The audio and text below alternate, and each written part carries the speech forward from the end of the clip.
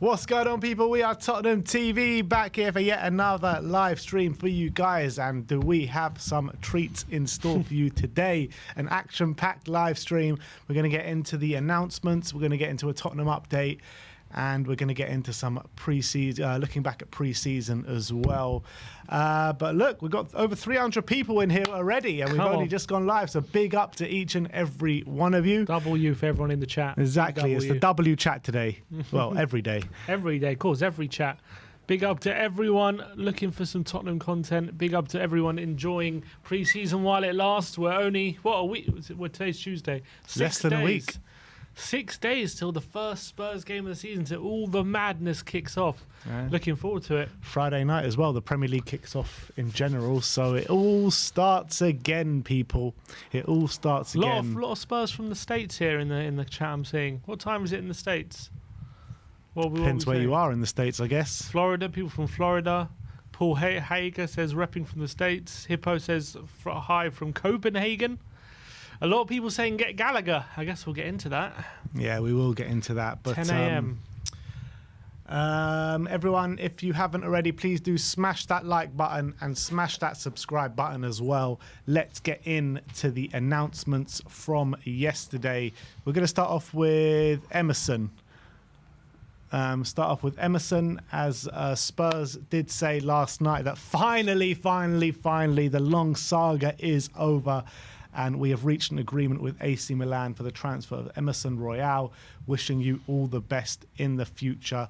One of the most longest drawn-out sagas. I was about to say that we've had in recent times, but we've had some bloody long sagas in recent times. We know a saga or two. So, look, I wish him all the best. Obviously, he's a really popular member of the dressing room. I think he always tried his best. And he's one of these players, you know, a bit like Sissoko, started off as a figure of fun, but I think earned the respect of a lot of the fan base with a lot of improved performances and really upped his game at crucial times. And there was even some points where people were thinking he could be a long-term option. But I think as soon as Ange came in, it definitely changed, and he wasn't really going to be the player for the future. But I definitely respect and acknowledged his time at Tottenham and everything he's put in for Spurs. And he has had some good performances. And look, we've got a bit of money. Yes, we have made a loss, unfortunately. But he's got a really good move to AC Milan. And really happy for him. Barcelona, Spurs and AC Milan on his CV now. So not a bad set of clubs. And I've seen on their social media they're comparing him to Cafu as well, so they think they've got a very good right back coming their way. And you know, like, I think for all the jokes about Emerson Royal, I think he will be missed around the place. You know, he was very central to the kind of camaraderie in the dressing room.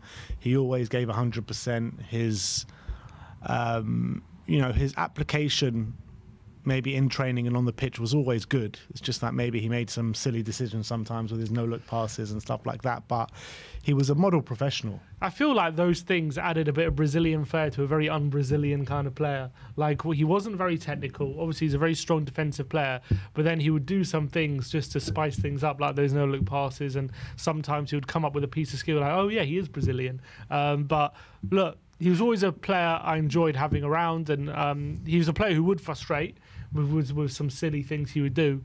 But I do think he's a good right back. I do think he did all right at us, but I do think the fee we're getting him is probably representative of how his time went at Spurs, probably. Yeah. I feel like his move is always going to be encapsulated by that no-look pass against Sporting Lisbon. Literally. Because whenever people talk about Emerson in the group chats, they always put that kind of video in there. I remember. But he was more than that. Yeah, of course he was. That wasn't really what what he was all about. He was mostly about, his defensive ability, a strong physical defender, really good in one-on-one situations, usually on the right-hand side. Wasn't very good when he went forward, but one of these players, when he kept it simple, he could be quite effective, and that's what he proved to be. But I think when he was asked to take his game up a level under Ange, he just wasn't really capable of doing it. Yeah. So let's go and have a look at the announcements. If you bring up X, so this is how Spurs announced it.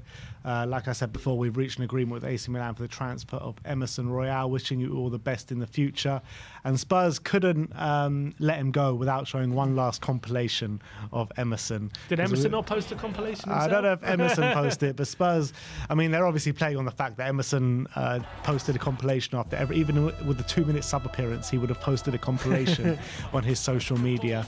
And look, he did have some good times at Spurs. Yeah, and I think I remember it started off quite shakily, but I remember there were times under Conte and under not just under Conte, under like Mason and stuff, where he was doing quite well, and people were actually quite impressed with him, and he was actually really impressing a few people. He went through that period. I remember he scored a goal, I think it was against West Ham, and he was going through a period where he actually looked like he could have a future here. But as I say, Ange came in. I know even though Ange came in, he did score on the opening day against Brentford, a really good goal, and he looked like maybe he could be really a player under Ange. Space but after that. as soon as Porro got into the team, it was unlikely he was ever going to regain his space. I just don't think he's an Ange ball player. I do think he's got his qualities and he's got his uses, but I just think for us at the moment, he's not the kind of player we need. Yeah. And this is how AC Milan broke it. They said, let's give Emerson a royal welcome. Then if you scroll up, you'll see him signing that contract, the royal seal of approval. And then they says, bringing a touch of Brazilian to our DNA, AC Milan. They like a good Brazilian, AC Milan. They do like a good I'm trying to look at their squad. Is he like the first Brazilian backs in a while? Because I can't see any Brazilians in their squad. So I've been thinking they're maybe happy just to have a Brazilian back. Yeah, maybe. And I love in the comp, they've got Kaká there, they've got Cafu there, and now they've got Thiago Silva's probably Thiago Silva there, and now they've got Emerson. And then they tweeted out saying Samba do Milan. I don't think they've seen Emerson play if they think they're getting a Samba ball player. But He can dance the Samba, but I don't know if he can play the Samba. And yeah, and that was it. That is how they announced it. It does kind of suit him, that red and black, to be fair. Yeah, I think he looks good in it, and I think he'll do well, Milan. I think Serie A will suit him. I think it's a good move for him, and I think it's worked out for everyone. Yeah. And the other announcement that we have to bring you, which you all probably know by now, is Dane Scarlett has joined Oxford on a season-long loan deal. He gets his number 44 shirt there as well, showing up that yellow shirt. And he did an interview on the Oxford channel yesterday, saying how excited he is to be there. And look, I think it's a good move for him. A loan spell in the Championship, albeit I probably would have liked to see him go to someone higher up in the Championship. But they did have a good result first game of the season, beating Norwich against the odds. But they've just been promoted, so he might have a bit of a hard season. But they do play the way that maybe we want to see him playing in an attacking brand of football. They have just been promoted, but you only have to look at last season. Ipswich went back-to-back promotions. Not to say Oxford are going to do that, but maybe that is some evidence of the gap between League One and Championship closing, potentially. So we'll have to wait and see how Oxford are doing. As you say, they got a really positive result on the opening day, and I think it's really important he got a Championship loan. Obviously, the last Championship loan he got was Ipswich, and unfortunately he wasn't able to get into the team, and his minutes was really cut short and barely played a minute, to be honest. But hopefully Oxford can... apparently, it's actually on social media, it's not being reacted to quite well from Oxford fans. Apparently, they're not too happy about it. I don't know why. Really? But that's what I've seen on social media. I can't imagine why. They did their top scorer last season, got 19 goals, so he's going to have some competition. I'm assuming he was a striker. Who was it? Not sure. I'm assuming he was a striker. It was a player called Mark Harris. Mark Harris. He started number 9 for them in the opening game. Who's 25 years of age. Well, he's got a big goals. he's got a big competition then going into the new season. It's not cut and dry that he's going to get consistent football. Says here Mark Harris can play winger and striker, versatile forward. So look, I don't know if he's going to play with him or in competition with him, but he's going to have to battle for his minutes, and hopefully this move really works out. The main thing for me is I just want to see him get game time. I want to see him given a platform to show what he's capable of, because the last few loan deals just hasn't been that. So he really needs just a loan deal where he's playing for a team who are going to be attacking, creating chances, and he's going to have chances to show what a good finisher he is. Yeah, I really hope he does get the desired minutes, because if you've got a player that scored 19 goals for you last season, he's obviously going to have the shirt, and it's going to be up to Scarlett to win that shirt. They do play a 4-2-3-1, so unless they change their system, it will only be one striker on the pitch. Unless Scarlett, maybe he can play somewhere different in a number 10 or a wing role, but I assume that he will be there for the number 9. Did Harris play up front then last game? Yeah, and scored. Well, there you go. So it's not look, but the thing is, Championship's a long season. There are lots of games. So, and one injury as well, and all of a sudden he's in the team. So I'm hoping they've picked this club for a reason, and because there are links with Sunderland as well. So I'm hoping that they looked at Oxford and think he's more likely to get minutes, and they've maybe promised him that he's going to get chances. So we'll have to wait and see how it works out. But a Championship loan is really encouraging, and if he does get minutes and get chances and scores regularly, then that will be amazing. But we'll just have to keep an eye on it. With Dane, if he doesn't impress in this loan spell, and if he can't get into the team, do you feel like this is his kind of last chance? I wouldn't like to say it's his last chance because he's still very young, but he has had many opportunities now, various loan spells that hasn't worked out. But then again, if we would say Kane's last loan deal before he went to the first team was his last chance, we might have sold him, and look how it turned out. So I wouldn't say it's his last chance, but I would say it's really important that he does impress, because it's really important for his development that he can really kick on and start getting regular minutes in men's football, because he hasn't been able to do so far. For a while, so that's the really important thing. But he's still so young. I wouldn't say it's his last chance. But I think it's also a different time, isn't it, than when Kane broke into the team. I know we had Soldado and Adebayor at that time, who both weren't impressing, and then Kane kind of got that chance because of that. Right now, you're looking at Spurs' strikers going into next season. You've got Richarlison there. You've got Solanke there now. And you've also got 2 other young strikers that are hoping to make a name for themselves this season, in Will Lancashire and Alejo Veliz. So, it's massive competition, isn't it? Definitely. I'm not saying it's going to be easy. I'm not saying that if he fails to impress that he can walk into the team. Definitely not. I'm just saying just because this one doesn't work out doesn't mean it's over for him. Like, he still hopefully will get a chance to impress maybe next pre-season, or maybe another loan deal in January to a different club if this one doesn't work out. So, look, I don't want to put that pressure on him that it's this or bust for him, because he's still so young. He's 20 years of age. And just because you've had a few unsuccessful loan deals at 20 doesn't mean that you're not good enough. But obviously, there should be a bit of pressure on him, because the last few loan deals haven't worked out. And, it's really important this one, he starts to show why everyone was so excited about him. Yeah, well, we do wish Dane the best of luck, and we will be keeping a close eye on him, that's for sure. Let's go and see how it all broke down on Twitter. If you go down to the bottom and go to the Spurs announcement, they just said Dane Scarlett has joined Championship side Oxford on loan for the 24-25 season. Good luck, Dane. And then Oxford broke it like this, saying, "Is it a bird? Is it a plane?" And then they said, and then they didn't even finish it. No, it's a Dane. No, it's a Dane. Exactly, no, it's a Dane. And then Oxford said, Oxford are delighted to announce the signing of Dane Scarlett on loan from Tottenham Hotspur.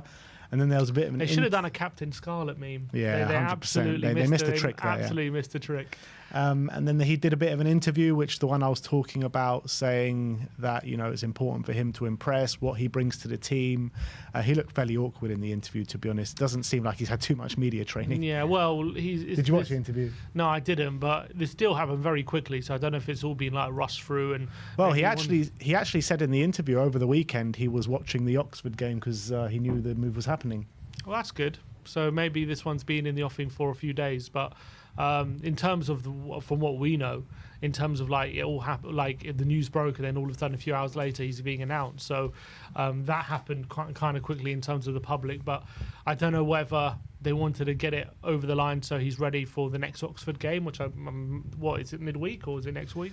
The next Oxford game is tonight. It's tonight. Oh, is he in the against Peterborough in the EFL Cup? So if he haven't officially announced, it's probably too late. Maybe he is going to be in the squad tonight. We'll have to wait and see. But they play Coventry away on the weekend in the Championship. Maybe he'll be on the bench tonight. I don't know when he has to be registered to be able to play. But maybe if he is in the squad, you can understand why I was a bit rushed to get him into the squad tonight. We'll have to wait and see. If he's not, then obviously that theory is nonsense. But we'll have to wait and see.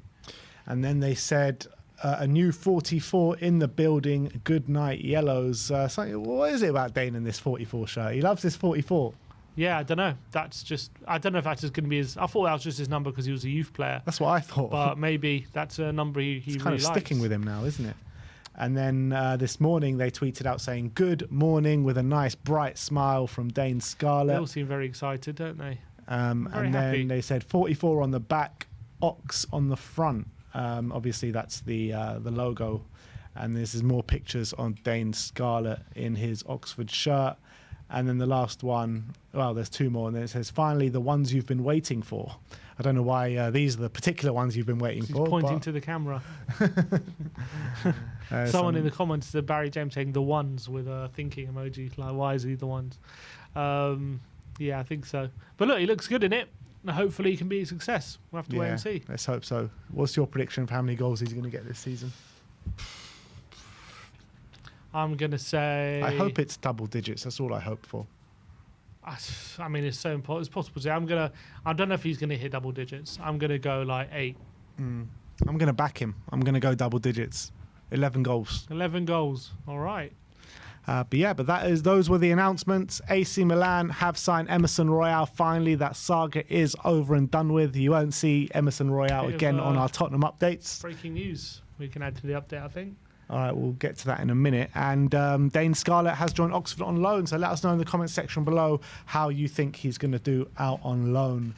But let's get in. Let's go to a few comments first, and then we'll get to this breaking news. Who we got? We got a lot of people in the chat. Over 1,000 people watching with us at the moment. Transfer window fever. Thank you all for joining us today. We've got Graham, who's just joined the family and joined Gold. So big up to you, Graham. We've got some transfer news to get to very, very soon. If you want to ask a question, now is your time, and we'll get to it in between the segments. Mark Ivy says, Vanderson incoming. That's the breaking news. Is it? Yeah. Vanderson? From who? Bruno Andrade. But I've got the update about Spence. Well, this is the breaking news. Yeah, he's a tier 1, no? Bruno Andrade. Vanderson incoming. Can he play left back? Maybe. We should add it to the update. All right, let me get it there, and I will add it. You keep the chat occupied. All right, chat. You've been tasked to keep occupied by Sim. Perisic is available again. Let's take him back. Well, could do with another winger. We could do with another winger. Perisic. All right, look, well, he was cooking under Ange before he got that big injury. So that was a massive shame, but I don't know if we could have him back. Sim, do you think will shine next season? Who do you think? Okay. Who do I think will shine next season? I think Brennan's going to improve a lot. I think Solanke is going to score loads of goals. I think Romero is really going to shine. And I think Bergvall. I'm really excited about Bergvall as well. I think he's really going to surprise a lot of opposition fans.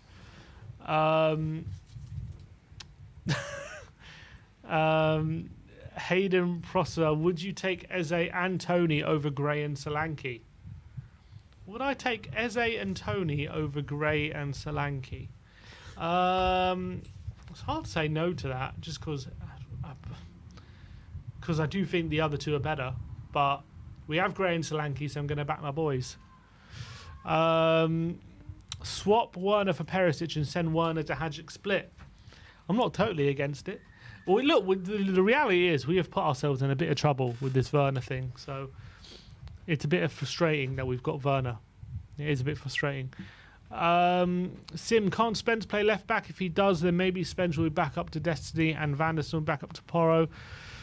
Look, Spence can play left back, but I don't know if he can do it. He's done it in pre-season, but I haven't been overly impressed, to be honest. I don't think he's a terrible option, but I just don't know if we're talking about big drop-offs. I see it as a big drop-off.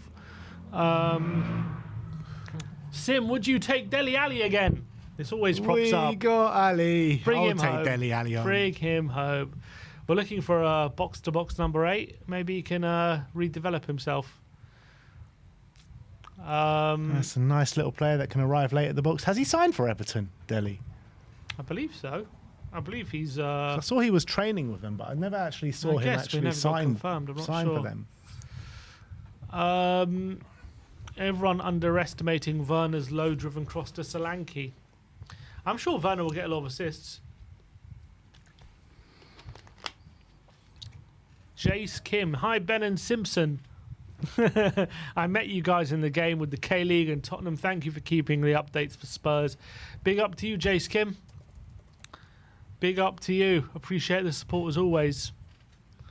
Would you take Wilson Odebear? He did score yesterday. Nice goal. Fast winger, can play on the right. I don't know if he's the answer, but I like him. Would you take Coman as a winger option? Says Footy Tottenham. You know what? Maybe a Coman loan, but we've already got one loan in Werner. I don't know if we want another one, but again, like, don't injuries just follow Coman around everywhere? Like, that's why it's worth a loan deal potentially, just to see if there's if we can keep him fit. Might do a loan deal. And he must be on monstrous money as well. Yeah, probably. Hi Sim and Chuck Liddell. Chuck Liddell. Who do you pick? Locatelli. Who's Chuck Liddell? I'm guessing someone bold. Who the hell is that? Is it Chuck Liddell. Wrestler? UFC. UFC. All right. I think I'm the opposite to Chuck Liddell. Chuck Liddell's got hair here. I've got no hair here. Romano's just tweeted saying Perisic available on the market as he's set to leave Hajduk Split on the final weeks of the window. God, that's such a weird one, isn't it? Such a weird one. But anyway, never have sold him.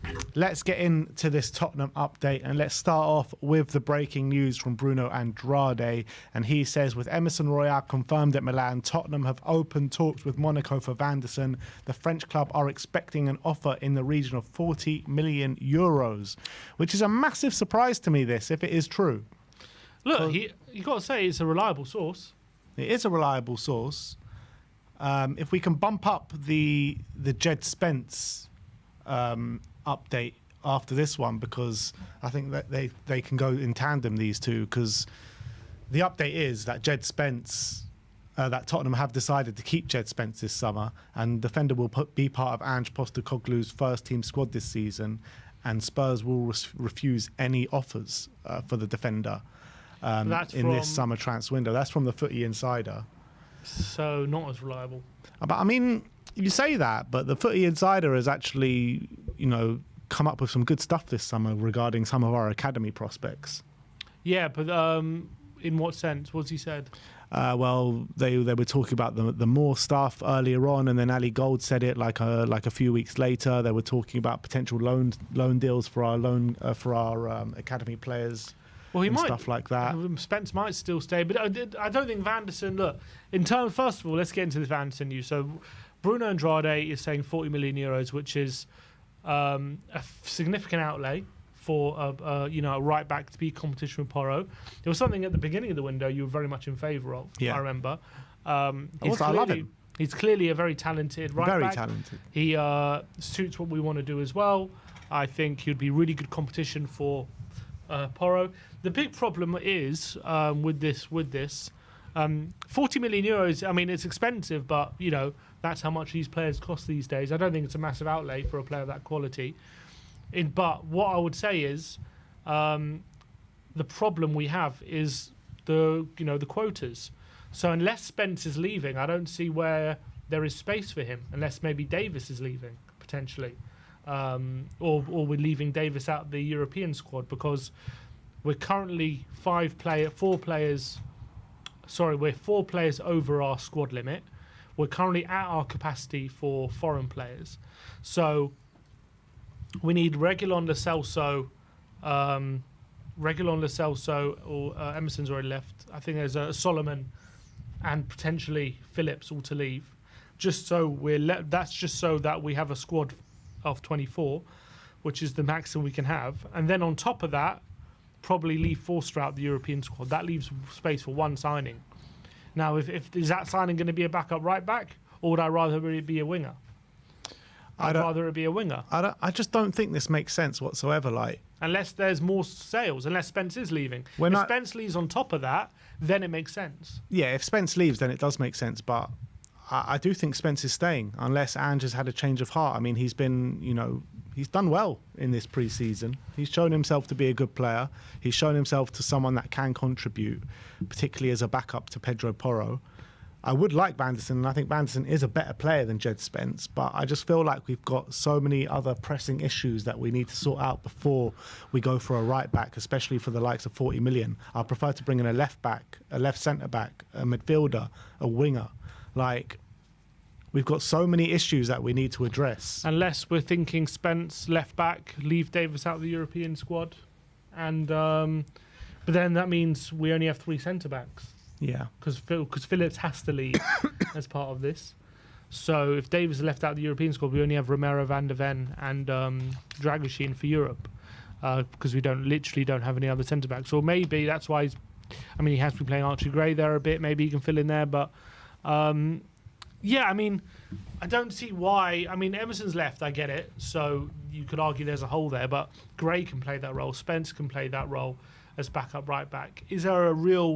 Is it the best use of our money to be spending 40 million on a backup right back right now, where we've got limited squad spaces? We need to get players out the door, and we need, Ange has been very clear. We need wingers, or we need to improve the forward line. We have done that with Solanke, but I think we need another one to cover the right wing, unless he's now decided that Decky can cover that role. We need another right winger. We could do with maybe another number 6 as maybe a potentially more pressing issue. I just don't see right back as something that we need to necessarily spend 40 million right now for, which is a bit peculiar. Not to say I'll be angry if we bring him in, but if we bring in Van der Sar and then we're sitting at the end of the window with, we haven't signed another winger, but we have signed Van der Sar, that'll be a bit disappointing. But in terms of Van der Sar, I would be excited about bringing him in, and I do think Porro could use the help in that sense, and he's a much better backup than probably Gray or Spence on that side, and it would improve the squad. So I'm never going to complain too much about the squad depth improving, but I don't know. It just feels a bit weird that we're spending 40 million on a sub right back when we already have potentially 2 there, and there are other issues in the squad which we're lacking in depth. Yeah, I think Van der Sar is pure competition for Spence. It's not even considered as a backup, in my opinion. That's how much I rate it. For Porro, I mean. I think he's a top quality right back. He fits exactly what we want to do. He does well in the inverted areas as well. And I was looking at the data at the back end of last season to try and find, a competition for Porro. And he's the one that in the metrics that stacked up every single time. I really rate him, and I think he's a really good player. It just doesn't make sense to me. It just doesn't make sense with the other business that we need to do from now until the end of the window. And it will be a significant outlay of 40 million. So I don't think this happens. I really don't. But it is a good source. It's a very good source. Bruno Andrade is very reliable when it comes to Brazilian footballers. He's definitely one. I remember he was very much at the forefront when Richarlison was signing. Yeah. He called that Richarlison deal like weeks before it was agreed, and even before people were talking about it. So he seems to definitely know what he's talking about. Yeah. He's Spurs Express have given him a tier 1, so they clearly think he's reliable. So it seems to be one which, look, I guess we'll have to wait and see if other journalists like Ali Gold or anything, maybe Ali Gold will pour cold water on it. The Here We Cold. We'll have to wait and see, but at the moment it seems like we are definitely in for him, which is very, very interesting. As I say, I'm not going to complain about it.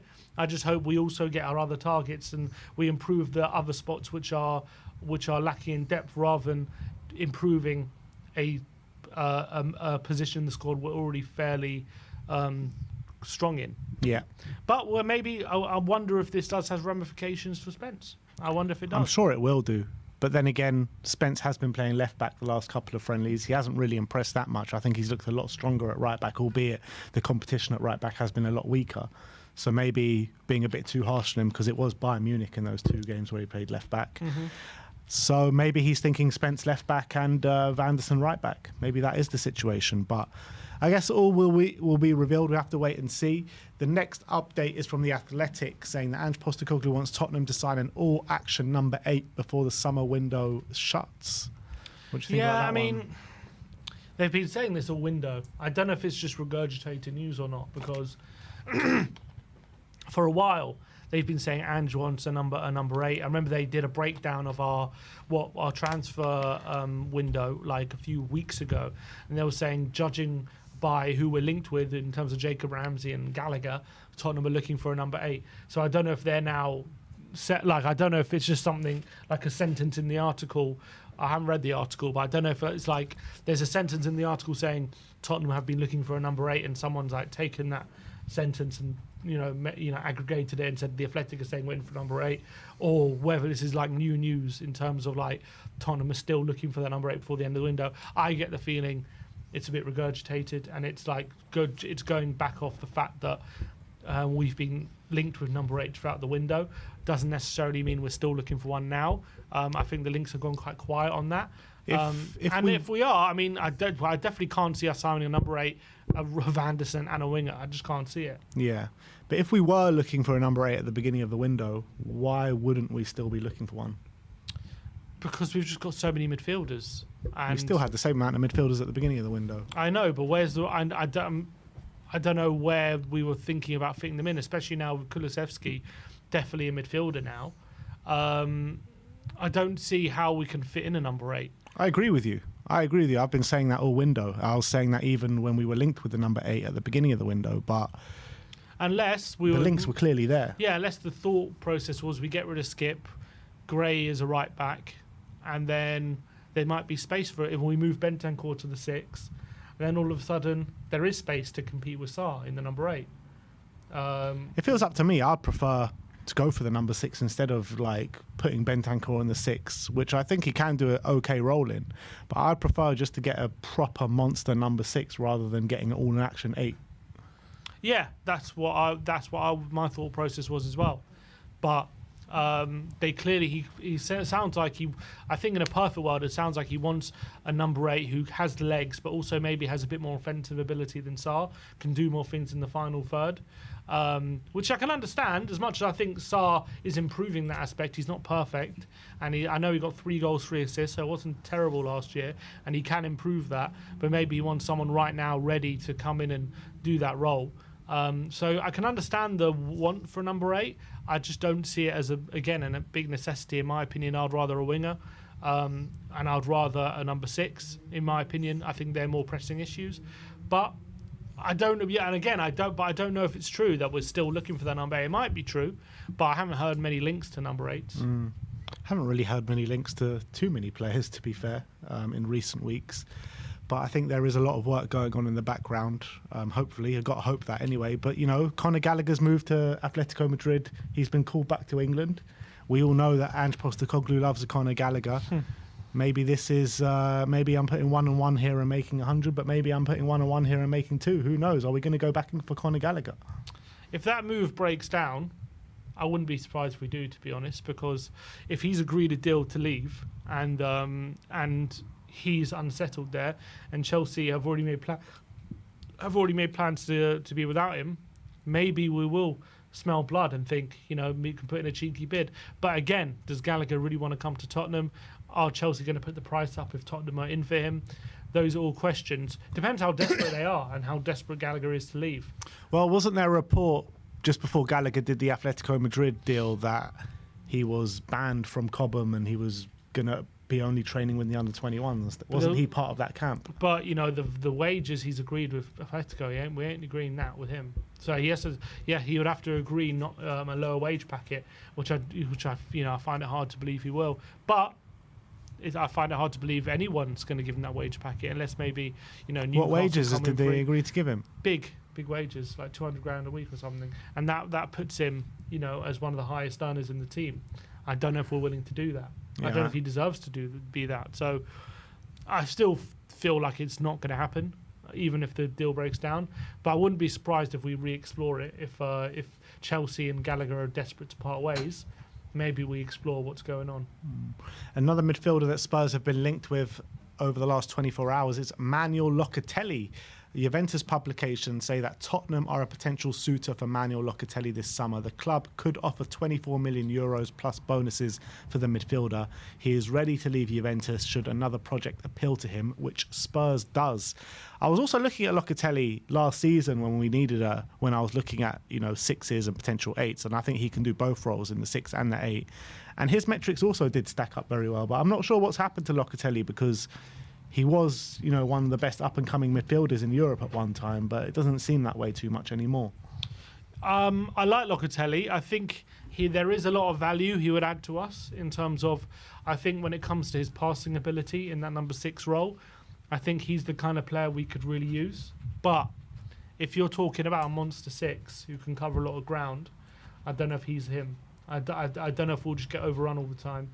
I think in games where we're dominating possession, we're giving the opposition very little, we're looking to break them down, and he's looking to dictate games, I think he could be very valuable in those kind of games. But I also think if you think we're getting destroyed on the counter with people like Basuma and Bentancur there, I think it's going to be even worse with Locatelli there. So I don't know if him in the 6 is the answer, to be honest. I just think he's a bit slow. I don't know if he can cover the ground that we need in that role, because that role needs to be able to be very energetic, have a lot of legs, and I don't know if Locatelli has the legs for that role. But what's happened to Locatelli, though? Because no one's really talking about him anymore. He's got a market value of 28 million on Transfer Market, which, is a bit under what his height used to be at 35 million. But I thought, by this stage of his career, at 26 years of age, he'd be much further advanced than maybe he is right now. Yeah, and I don't think he made the Italy squad as well. In the Euros. In the Euros. Look, he's maybe just having an off season. Look, he did play 36 games last season, so he was very heavily relied on by his club. But I think obviously Juve are having a bit of trouble of late. Maybe that lack of that uncertainty, that problems with the system has led to problems with Locatelli as well. I think he's a good player. I think he could, for the right team, he could be a very valuable player. I just don't know if we're the right team for him right now. I still think he's a good player. I just think he's a bit out of form at the moment. He's still 26. I still think he's got a lot of football to be played, and 26 isn't old, so he can definitely recapture that form, but he's definitely a bit out of form at the moment. Yeah, I guess, when we signed Kulusevski and Bentancur, they weren't on, the best forms for Juventus, and they've come here and done, fairly well to a certain extent. I don't want him. I don't want him not because he's out of form. I don't want him because I just don't think he's the right fit. Fair enough. Let us know in the comment section below, would you want Manuel Locatelli at Spurs? The last two we've got for you, Sergio Reguilon AS say that Barcelona have made a formal approach to sign Sergio Reguilon. His agent has confirmed that Barcelona are interested in signing his client. The left-back from Tottenham is now the priority target for the position after talks with João Cancelo has not progressed with Man City. Imagine going from João Cancelo to Sergio Reguilon. Yeah, when you put it like that, I forgot Cancelo was there last year. Obviously, Balde is going to be their main left back going forward, but if they're looking for Reguilon as a Cancelo replacement, they're definitely going to be a bit disappointed, because Cancelo has just got so much more ability. He's so much more of a technical player. Obviously, Reguilon, you're going to get 100% effort. He's going to be like a bull in a china shop. He's going to be running all over the place, and he'll press. He'll be trying very hard. But when you're looking at that quality, especially in the final third, Cancelo is one of the best there is at that kind of stuff, and Reguilon doesn't have that quality. So if they're looking to replace Cancelo with him, it's definitely a bit disappointing. But look, he could, if they're looking at Balde to be their main left back and then Reguilon to be back up to him, it's not the worst option. Yeah, I really hope this deal happens, just because it'll just be funny to see Reguilon be one of these illustrious players that only play for Real Madrid and Barcelona. You just can't write it sometimes, can you? But last but not least, Giovanni Lo Celso. Gaston Edul says that Tottenham midfielder Giovanni Lo Celso has received offers from 2 clubs, Aston Villa and Real Betis. Spurs are only willing to sanction a permanent sale, and Ange Postecoglou is not counting on him to ensure he departs. And the Mail actually reported that MLS side Charlotte FC have made an inquiry for Giovanni Lo Celso. That'll be interesting. Surely he's not going to the MLS at this stage of his career. He's too young for that at this point. Albeit, I heard they're going for Almiron as well, so maybe they're looking to poach a few Premier League stars who are out of favour potentially at their clubs, and they're sniffing opportunity. Definitely ambitious. Yeah, and if they offer enough money, you never know. But I don't think Lo Celso would do it at this stage, but I don't know what's in his mind. I would like to think he's probably still looking at a top European club, or a club who is looking to battle for things, or what he can still achieve in European football. I still think he's got a lot to offer. I still think he's a very good player if he can stay fit. So I would find it hard to believe that at 27 he's going to go off to the MLS, but you never know what's in a player's mind, to be honest. Yeah, out of those three clubs, who would you think is the most likely? Surely it's Betis, right? Probably, albeit Villa are the ones most likely to maybe pay the money, albeit they've been struggling with FFP, but Unai Emery knows him. Where does he fit in at Villa, though? Because they play like a 4-4, kind of 4-4-2 system. They just bought Ross Barkley as well. Barkley's there, so although Emery used to play him on the wing, and I never liked him on the wing. I cannot see him working in the wing in the Premier League. No, I never liked him on the wing, but that's where Emery used to play him. I think he would fail if he went there. So yeah, maybe Betis would be the best fit for him right now. All right, so there you have it. That is your Tottenham update for the day. Let us know your thoughts on all the news stories that we have brought to you in the comment section. We did do a poll on, do you want to see Van der Sar sign for Spurs? 43% said yes, and 57% has said no. Surprising that it's... Because I don't think as a player, he's a bad signing. No, he's a very good signing as a player, but I just, we went through it, he's just not a priority. Yeah, but it doesn't mean I wouldn't want him to sign for Spurs. There's one thing saying, I don't want a player because he's not good enough. There's one thing saying, I don't want him because we should have other priorities. As a player, I want him. That has gone into the thinking, though. Yeah, maybe, but I don't think we should be negative about the signing. No, definitely not. I mean, it's a positive. It's a positive signing if it happens. It's just one that doesn't really make too much sense. No, I agree. We should have other priorities, and signing Van der Sar shouldn't be for 40 million. Shouldn't be at the forefront of our priorities right now. But if there's truth to it, I'm not going to be unhappy about the signing. It's just I hope we also get the other signings that we're looking for. We've got a couple of super chats to get through first from Nick Mosley saying, good morning from sunny LA. My crazy FIFA offer this morning. Bissouma plus 40 million cash for Frankie de Jong, since it seems he won't be signing a new contract with Barca. Frankie de Jong? Yeah, Frankie de Jong. 40 million plus Bissouma? Yeah, I mean, I don't think Barca would take Bissouma, to be honest, but I wouldn't mind putting... Apparently, they're willing to sell him for 60 million. 60? Yeah, 60 million euros. 50 million plus Reguilon? 50 million plus Reguilon. I mean, I'll test the waters. I think de Jong would be a great signing. Would he be a 6, though? I think he can do the 6, but I don't know, again, if he has the legs that we need. But he could definitely be an 8, and I think he's just such a good player. It might be worth seeing if we can sign him in. But he can definitely be an Ange player, very technical, definitely would fit in what we need. Could we develop him into a 6? I mean, I have to see his defensive numbers. Yeah, no. Judging by how Man United are going at the moment, they're trying to get the band back together with that big Ajax team. So I think there is a possibility that he could end up there. Well, they needed to sign him a couple of years ago, didn't they? Yeah. Well, you got Mazraoui, you got De Ligt, you got Donny. Is Donny van den Beek still there? Don't even know, he's gone. Who else you got? You got Anthony there.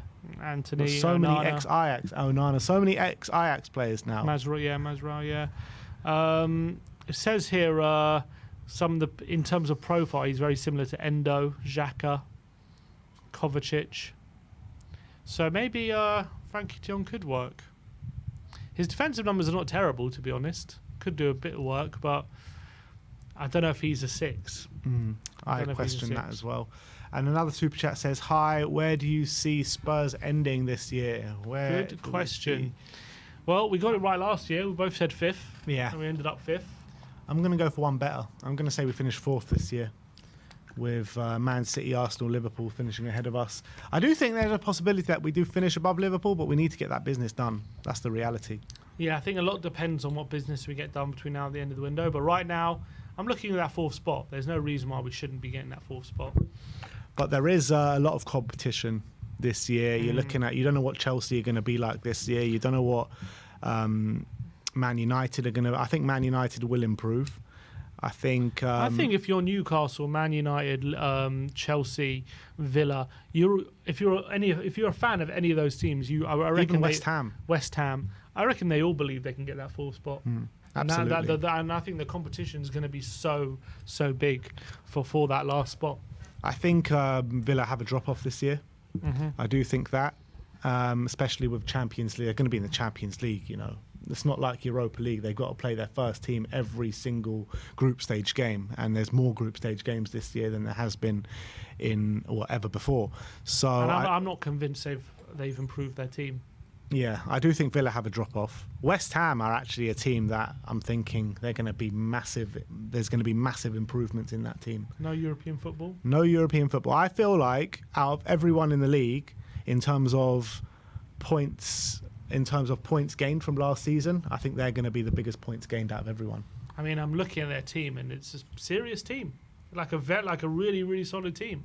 Made some really smart signings. Got a really top manager as well who knows how to look how he improved Wolves. Was it last season or 2 seasons ago? He took them from bottom of the league and kept them up really comfortably. We've seen what he's done with Sevilla and stuff like that. He's a top manager. So they've got him. And they've made some really smart signings. Add into that, they've already got people like Kudus and Bowen as well, who are top players. I mean, Todibo, what a signing that is. Wan-Bissaka now on right back. Kilman, Somerville. I mean, if he's not pushing top 6 at least, I mean, that'll be a bit of a disappointment. Yeah, it's his first season, so that he's going to have to gel them all together. So maybe it'll take a while for them to click. But I do think there's a really exciting project there happening at West Ham, and I feel like Tim Stainton, you know, he nearly joined us, didn't he? And you know, he's doing a great job. Great job. We're going to have a look back at pre-season. We're going to do a average player rating tier list. You know how it goes by now. We've got 7 tiers in the tier list, which is awful, 0 to 4.9, not good, 5 to 5.9, okay, 6 to 6.4, 6.5 to 6.9 is good, very good is 7 to 7.4, excellent is 7.5 plus, and then you've got the best rated player, which will be the player of pre-season. So shall we get into it? You guys ready? I want to know what you guys are predicting for player of pre-season. I want to know what you guys are thinking. But this has basically gotten an average of all our pre-season results, every rating we've given, and we're going to see where these players land for how they've performed in the pre-season. And I want to know what you guys think. If we're too harsh, too generous, I want to know what you guys think in the comments. But yeah, let's get into it. So early predictions for player of pre-season is Kulusevski and Bergvall. And I think that's pretty much in line with our thinking, as we've said many a time. But we're going to start off with Vicario. So my prediction for Vicario, I think he'll go into good. We averaged him a 6.1. 6.1, so okay. Only okay. He did make a couple of mistakes. Yeah, he did. And his playing out the back is definitely much to be desired about. He needs to buck up on that for sure. But I do think he showed, you know, good shot-stopping skills throughout the tour. He made some good saves. I guess the big concern is he made a mistake and then he literally repeated the mistake in the next game. Yeah. So he's got to work on that. He's got to make sure that he's cut that out before the start of the season. Look, he's still going to make those saves. He's still really good at sweeping. So hopefully he can put those mistakes behind him. But I don't think it was his best pre-season. Next up is Brandon Austin. I mean, how many games did Brandon actually play? We've given him 4 ratings. Oh, 4 ratings. Because he played 45 minutes. I know he had one poor performance, but I think the rest of them were pretty good. So I'll probably say he goes probably same as Vicario, okay? Yeah, 6.0, just below Vicario. Just about sneaks into because okay. Because he got a 4 against the K-League. Haven't really given him a rating since then. Vicario's played most minutes.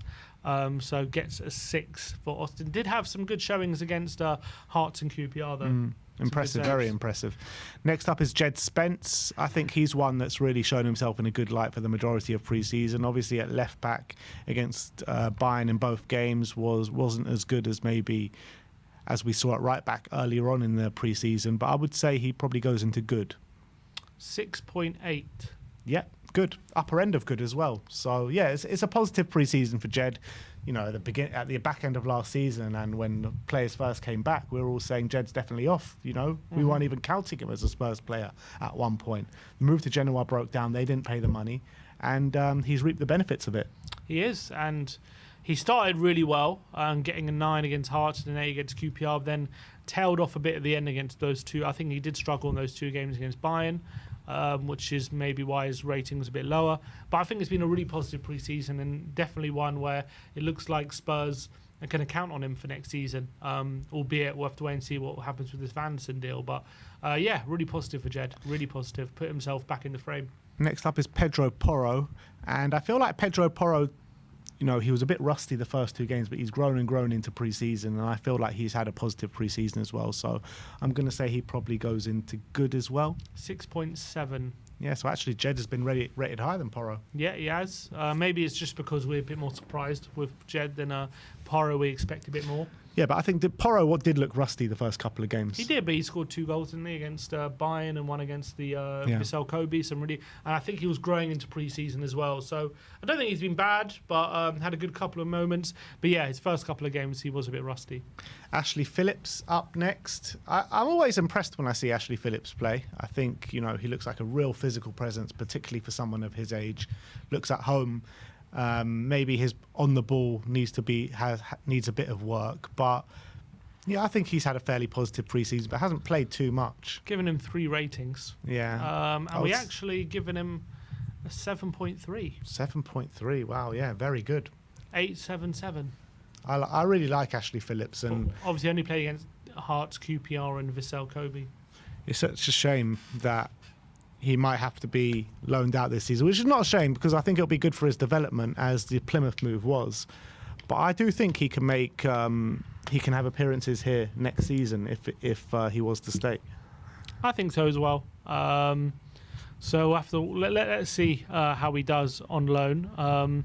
I think he just has to make way just because of numbers. I just don't have their space, which is a massive shame. It is, but as well, he's not definitely ready to be 4th choice anyway, and I'd rather help his development. As much as he's been decent in pre-season, he's only really played second halves and things, never really started any games. So he's been good when he's played, but yeah, I'm happy for him to go out on loan. And there was an article from Ali Gold today talking about Ashley Phillips in an interview with Ledley King, saying, you know, Ledley King's going to really take him under his wing and teach him a lot of you know, little pointers and coach him through how to be a top Premier League centre-back, which is going to be great. Which is fantastic, if that's true. Next up is Radu Dragusin. I don't think Radu's had a good pre-season, to be fair. I think he's been a bit under par. I would say he probably goes into okay. 5.5. Oh, he goes into not good. He struggled a bit. You gave him 2 6s and I gave him 2 5s. So it's your fault. Yeah, it's my fault. He goes into not good. Look, I think he has struggled, to be honest. He hasn't looked his sharpest. I don't think it's anything to be worried about. But I just think, you know, coming back from the Euros, he's, you know, hasn't really had a proper centre-back partnership next to him as well. So it's led to him struggling a bit, but he just hasn't been at his sharpest yet. So unfortunately, that's the reality of his pre-season. Ben Davis next. I think Ben Davis has had, you know, a Ben Davis pre-season. Nothing too bad, nothing too good. Probably goes into okay. Given him a 5.6. Oh, he goes into not good as well. 5.6. You gave him 2 6s, 2 5s. I gave him 3 6s and 1 5. 5.6. And yeah, I think he struggled again in the 2 games against Bayern. The other games he was all right, but nothing special. So yeah, not good apparently. All right, let's get into the new signings. Archie Gray, who's been brilliant. He's been a shining light apart from that one game he started in midfield against Bayern Munich, which probably brings his average right down. Unfortunately, it does. He's got a 6.9. So he's still in good. Yeah, that's the break-off between good and very good. So, yeah, it's impressive for Archie Gray. But he has got 2 8s, 3 7s and a 4. So that 1 4 really just notches him down from very good to good. So probably is a bit harsh, I would say. But that 4, obviously the Bayern game, he did struggle a lot. So I don't think that was undeserved. But The fact that he was, I gave him a 9, an 8, and 3 7s and a 4. So he's definitely had a very good pre-season, but just misses out on a very good. And what I really like about him is how tenacious he is. He's not fearful on the ball. He's always looking to progress it forward. He's got those nice little silky touch and moves. He looks like a really exciting prospect. Really does. Definitely. Next up is Lucas Bergvall. Surely he goes into excellent. Lucas Bergvall, 7.8. Yeah, he goes into excellent. Unbelievable pre-season for him. Every time he steps on the pitch, he oozes class. Unbelievable technical ability. He's got bite in the challenge as well, physical presence. I mean, the boy's got it all, in my opinion. He's been sensational whenever he's either started or come off the bench. I think he's been really, really silky and been really impressive. And considering he's 18, he's only really played in the Swedish league so far. The fact that he stepped in and performed so well is seriously impressive, and I can't wait to see what he can do in the Premier League. So absolutely deserves that rating. I think in every game he's been so consistent, hasn't had a bad game yet. So really, really impressive stuff. Who's next? That Jamie Donnelly? Jamie Donnelly, yep. Jamie Donnelly, left back. I think he's had a good pre-season. Was left out he didn't get a minute, did he, in the last Bayern game? But I think when he's been playing at left back, I think he's done well. I'll probably say he goes into good. 6.9. Yeah, 6.9. Wow. So one more point he would have been on very good. So impressive couple of from sixes Jamie. in there. His best performance definitely coming against Vissel Kobe, where he came off the bench, he sat on Mikey Moore, he got hit the post. That was a really good showing. Obviously, he spent a lot of pre-season out of position, which I would love to have seen him a bit just in the forward line, in that forward area. Wasn't to be, but I think he has performed admirably. So 6.9 is fair, I think. Bissouma up next. I think he started pre-season on fire, and he's been okay in the last couple of games, but I have expected better. He started the game really well against Bayern, the second game, and then kind of just drifted out the game. So I would probably say he goes into probably good or okay. I'm not sure. 6.8. 6.8. That's a good. Goes into good. I was a bit more generous than you were for him. I gave him 1 7, 2 8s. Sorry, 3 7s, 2 8s, and a 6. You gave him 1 9, 1 8, 2 6s, a 4, and a 5. So I actually gave him a higher mark than you gave him in the 9. Yeah, but then I gave him 5s. Yeah, 5s and 4s a bit late. Against Bayern, you gave him a 4 or 5. I gave him a 7 and a 6. Yeah. So wow. That's quite different. Very, very different. You averaged him a 6.3. I averaged him a 7.2. So there was a big difference there with Bissouma. I think he ended pre-season maybe not as good as he started it. I still think by and large it's been pretty good pre-season from him. And I think we want to see those early performances translate into Premier League. Yeah, absolutely. So let's hope he can do that. Next up is James Maddison, who's had a poor pre-season in my opinion. He has had some good performances. He got a lot of flack for that performance out in Japan, which I didn't think he should have done. And he had a good performance, was it against QPR, I believe. But apart from that, he's flattered to deceive a little bit. 6.2. 6.2. That's okay. He goes into okay. Goes into okay, which I think is probably fair. I think he started off quite well against Hearts and QPR, and it was looking good. Had a good game as well against the K-League, it says here. Got a 7 there, but struggled against Bayern, to be honest, 4 and a 5. You gave him 2 4s. And as much as he played well in those other games, it's still not the Maddison that we expect. Haven't seen too many opportunities for him to really open up defences or get shots on goal, which we know he's capable of. Those moments of magic, he's still lacking that, I feel. Yeah, he needs to step it up, James Maddison, with the season just around the corner. Next up is Pape Matar Sarr. Pape, again, I don't think he's had too much of a good pre-season. There's been flashes in there, but I'll probably say he goes into maybe even not good. 5.7. Yeah, not good. Struggled, I feel. Had a really good return against QPR, and then 5, 6, 5, 5. Yeah, after that, hasn't really got into it in this pre-season. Has struggled for consistency on the ball. Off the ball, he's still got that energy, but we need a bit more from him, I feel. And I feel like some games he's let pass him by in this pre-season. Next up is Alfie Devine, who's actually shown himself to be really valuable in this pre-season. I think he's been brilliant. I really do. Every time he stepped on the pitch, I think he's shown, with the team around him that he's at a really good level. I do think he's probably going to go out on loan for one more season and maybe come back and compete next year. But he's showing that he's got a really big future ahead of him. I think he could even go in excellent, but I'll say very good. Alfie Devine 7.3. Yes, just about and very good, but could be excellent. Very consistent. Pretty good whenever he's been on the pitch and whenever he's asked to contribute, whether it be half an hour, 45 minutes or whatever. He hasn't started any games, but I think whenever he's been on the pitch, he has been one of our better players. So really, really impressive pre-season for him. Who's this next player? Ollie Skip. Skippy. Skippy, he's had some good performances. He's had some, like the first game was really poor, wasn't it, at centre-back. He played centre-back, I think, for the first 3 games of pre-season. I would say he probably goes into okay.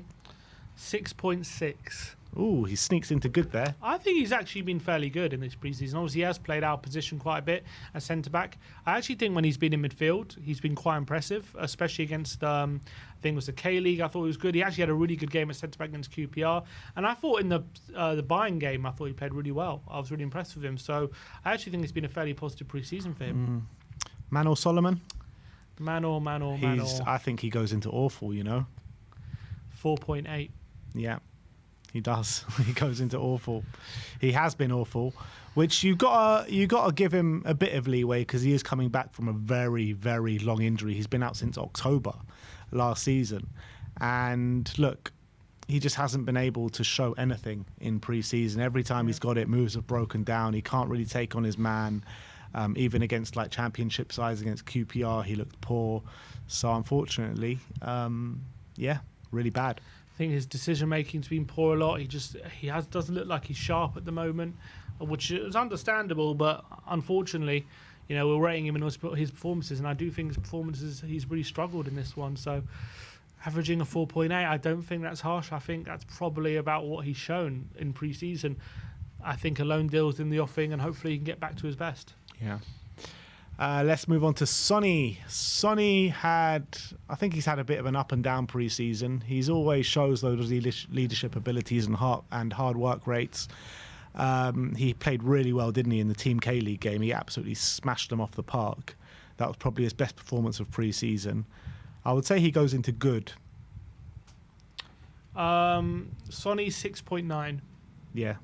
Just missing out on a very good. Just missing out, yeah. I think probably because he struggled in, again, those 2 Bayern games. Yeah. He did really struggle to impact the game. I think before that, obviously, scored a great goal, 2 great goals against the K-League. Scored a nice goal against Vissel Kobe as well. Played up front against Hearts and QPR, which, maybe not his best position at the moment. I think he's been, by and large, pretty good. But, yeah, those 2 games on the left against Bayern, I think he struggled to really impact the game. So that gets him down a few marks.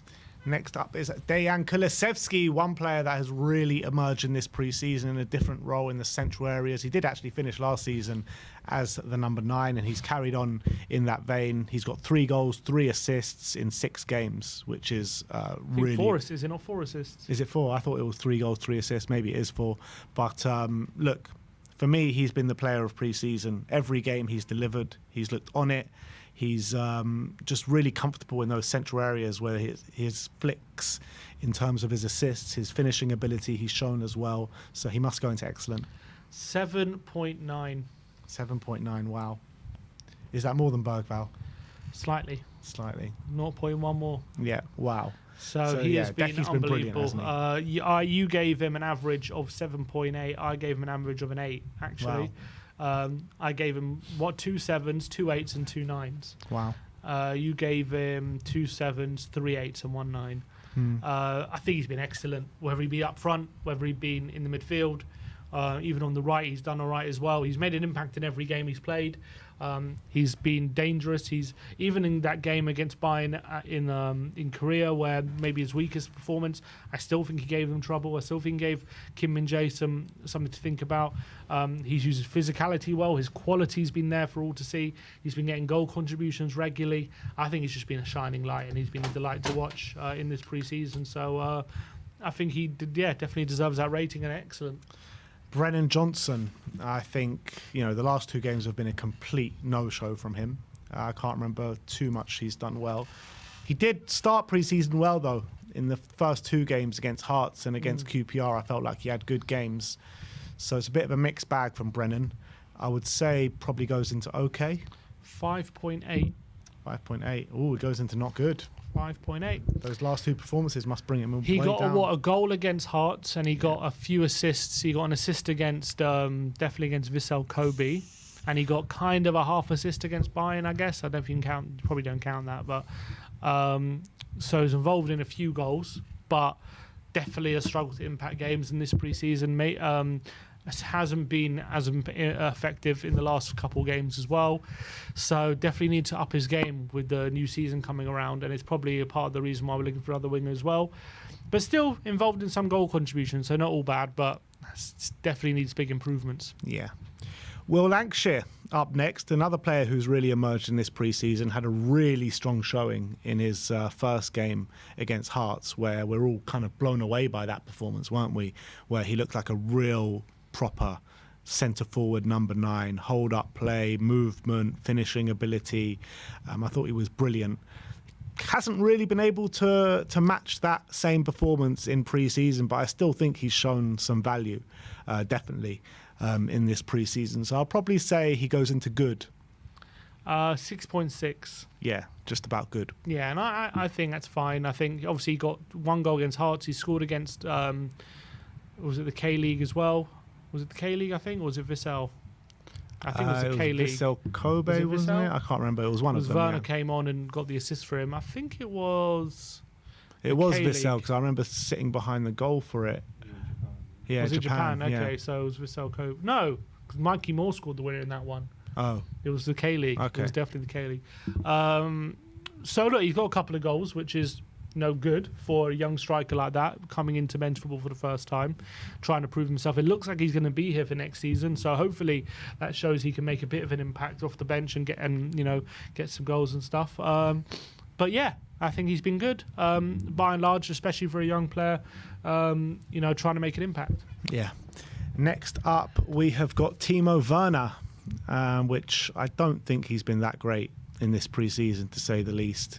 I feel like he's had some good moments, but on a whole, I don't think he's been that good. I'll probably say he goes into what, okay, maybe not good. 5.6. So not good. He got an assist against Hearts, and he got an assist for Lancashire, so that was decent. And we gave him a 7 and a 6 for those, but really struggled in the other games. QPR was poor, got a 5. Bayern was poor, got a 4 in that one. I think in those games, yeah, he really was frustrating as well. So I think we probably saw the best and the worst of Werner, really, in this pre-season. Also, the amount of times he dribbled it off the pitch must have been about 3 or 4 just times. Werner being Werner, basically. Literally, the amount of times he just, he has space, he just dribbles it right off the pitch is quite funny. So, yeah, 5.6 wasn't great. Mikey Moore up next, who's been obviously brilliant in pre-season. 16 years of age at the time where he was on the pitch. He obviously is 17 now, since his birthday was a couple of days ago. He has signed that contract, which is music to all our ears. And yeah, how many goals has he got? 2, 3? One against Vissel, one against Hearts, and then he got an assist against QPR. And did he get an assist against Hearts as well, potentially? So he got quite a few goal contributions for a 17-year-old. I think he'll go into very good. 7.3, just misses out on excellent. So very good. I Which is think impressive. Really good impact, yeah. So impressive for a 16-year-old. You look at the players that he's above, Sonny, it's just madness. But last but not least is Tyrese Hall, which I don't think he's had the best of time on the pitch, to be honest. I'd probably say he goes into not good. 6.5. Oh, he goes into good.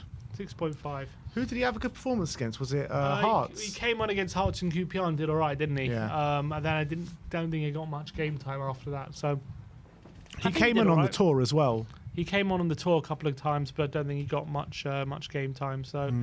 6.5. I think pretty decent when being on the pitch. He's shown some confidence, got on the ball a bit. But yeah, that is look, every category represented now. Look at that. Yeah. Lovely. So let's break. And the player of the pre-season. Yeah, it's Dejan Kulusevski. 7.9. It's harsh on Bergvall as well, because it's literally 0-1 of a point. But that's it. Look, when it comes to ratings, we're ruthless. If you're 1 point ahead, that's where you go. And I think Decky deserves it. I do think he's been our most consistent player in pre-season. I think he's been a shining light. I think he's been a joy to watch. He's probably got the most goal contributions out of anyone as well. Oh, for sure. So I think he's been brilliant. Also played in so many different roles, and he's excelled in all of them. So I think he's been so impressive. So yeah, player of pre-season goes to Decky. Yeah, and I think it's a bit telling when you look at very good and excellent as Bergvall, Mikey Moore, Alfie Devine, Ashley Phillips. So, I mean, it's all the kids that really excelled in this pre-season. Well, the reality is that's when we've looked at our best, when they've been on the pitch. I think in the first halves, we've looked a bit below par, and then they've come on the pitch and really added the energy, excitement, and we've upped our game a bit. So I think that's representative of when we've looked at our best. Yeah. Does that worry you at all going into the season? Maybe a bit. You would like to think that our first team is firing and ready for the new season. That would suggest, maybe we're not, but we've still got players coming back like Romero, Van der Ven, Udogie, so I'm willing to be patient to see them getting back in the lineup before, I make judgments as to where we are. But yeah, it's not great. It's not a good thing for sure that we only look at our best when the youngsters are coming on. It's definitely not positive. Yeah. So let's run through the tiers with you. So in awful, you've got Manos Solomon. In not good, you've got Radu Dragusin, Ben Davis, Pap Mate Sarr, Brennan Johnson and Timo Werner. In okay, you've got Vicario, Austin and Madison. In good, you've got Spence, Porro, Gray, Donnelly, Bissouma, Skip, Sonny, Lancashire and Tyrese. In very good, you've got Ashley Phillips, Alfie Devine and Mikey Moore. And in excellent, you've got Bergvall, and player of pre-season is Dejan Kulusevski. So do you agree with those? Let us know in the comment section below. And just back on our conversation before, it looks as though that Ali Gold has confirmed the Footy Insider news, saying that Ange Postecoglou wants Jed Spence to stay and be part of his Tottenham squad for the coming season, with the links to other right-backs currently believed to be wide off the mark. Well, we said we might get a Here We Cold in a few minutes, and that's exactly what happened while we were live. We got a live Here We Cold from Ali Gold. So, if tell you, the Footy Insider have some sort of link within Spurs, because they seem to get these kind of news spot on. Well, we'll have to wait and see who's right, but at the moment, I mean, it makes more sense that we're not. What's Ali Gold saying here? Transfer links to Vanderson and Kabore, I believe, to be wide of the mark. That's what Ali Gold is saying. I thought just as much, man. It just doesn't make sense. I mean, yeah, it makes more sense that we're not interested in the right back. But let's hope we get our other targets through the door. But that Ali Gold saying that the links to Vanderson are wide of the mark. So Bruno Andrade might be wrong. Or maybe it's a case of we are in talks, just in case later down in the window, if we can move out other players or something, then maybe we do get other targets in, we can then make our move for him if it falls into place. So it might be true, but maybe he's not a priority right now. Maybe that's the case. Couple of super chats to get through, saying from Scorpion Fan for Life, saying, is Douye still possible? We need a pacey dribbler. I believe he's gone to PSG. It's not confirmed, but that's what I think. Romano said that's why he made his choice, PSG over Bayern. Yeah. Didn't even put Tottenham in the conversation.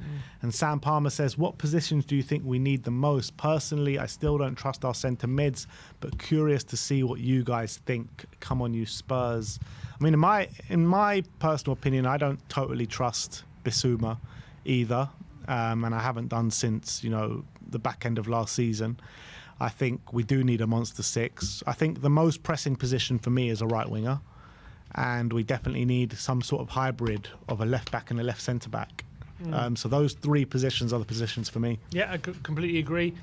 I still think Bentancur is best, could potentially solve our issue, but we'll have to wait and see if he can get back to that levels. If he does, I think he's got all the attributes to be a very good number six. It's just about whether he's got that fitness and he's getting back to his best and he can cover the ground needed for that role. So I just if you remember Bentancur at his best, he was so aggressive, making lots of tackles, and he also is pretty press resistant and can get the ball forward as well. So I think it's all the attributes, but it's whether we trust him to do that role right now, and if he's ready to do it, that's up in the air right now. So it's up for Ange to decide. Do you think he starts the season as a six? Or do you think Bissouma starts it? I've got a feeling that Bissouma still starts, But Bentancur was really good in the second half against Bayern, so I wouldn't be surprised if Basuma starts it, and if it's not working out, he very quickly goes to Bentancur. Fair play. But I think that is all we have for you guys today. So I want to thank you all 1,331 of you for joining us today. It's been, I've enjoyed it today, and we'll get some more content to you later on by the evening. But big up to all of you. Like, subscribe and comment. And as always, come on you Spurs.